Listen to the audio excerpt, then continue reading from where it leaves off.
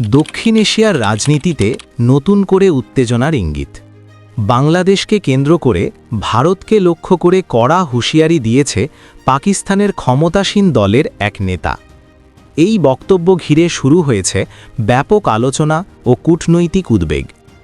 সাম্প্রতিক সময়ে বাংলাদেশ ও ভারতের সম্পর্কের টানাপোড়েনের প্রেক্ষাপটে পাকিস্তানের ক্ষমতাসীন দল পাকিস্তান মুসলিম লীগ নওয়াজের এক যুব নেতা প্রকাশ্যে কঠোর বক্তব্য দিয়েছেন।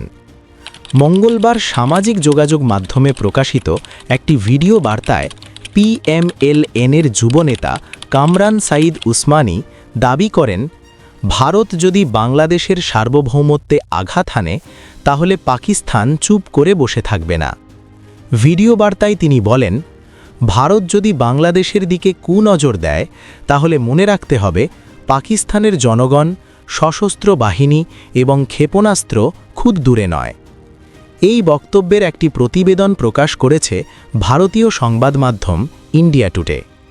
কামরান সাঈদ উসমানী অভিযোগ করেন, ভারত তথাকথিত অখণ্ড ভারত চিন্তাধারা বাংলাদেশে চাপিয়ে দেওয়ার চেষ্টা করছে।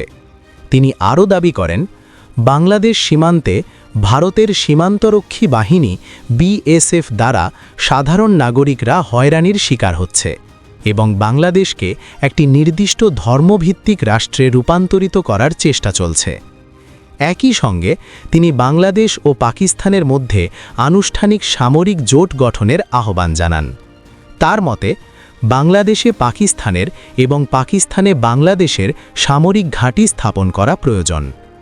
তবে এখনও পর্যন্ত এই বিষয়ে বাংলাদেশ সরকার, পাকিস্তান সরকার কিংবা ভারত সরকার কেউই আনুষ্ঠানিকভাবে কোনো প্রতিক্রিয়া জানায়নি।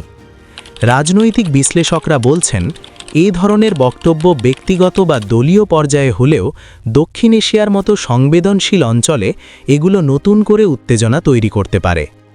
বিশ্লেষকদের মতে, এই ধরনের বক্তব্য কূটনৈতিকভাবে পরিস্থিতিকে আরও জটিল করে তুলতে পারে এবং আঞ্চলিক স্থিতিশীলতার ওপর নেতিবাচক প্রভাব ফেলতে পারে। বর্তমানে বিষয়টি কেবল একটি রাজনৈতিক বক্তব্য হিসেবেই বিবেচিত হচ্ছে, তবে ভবিষ্যতে এটি কিভাবে মোড় নেয় সেদিকেই তাকিয়ে রয়েছে পুরো দক্ষিণ এশিয়া।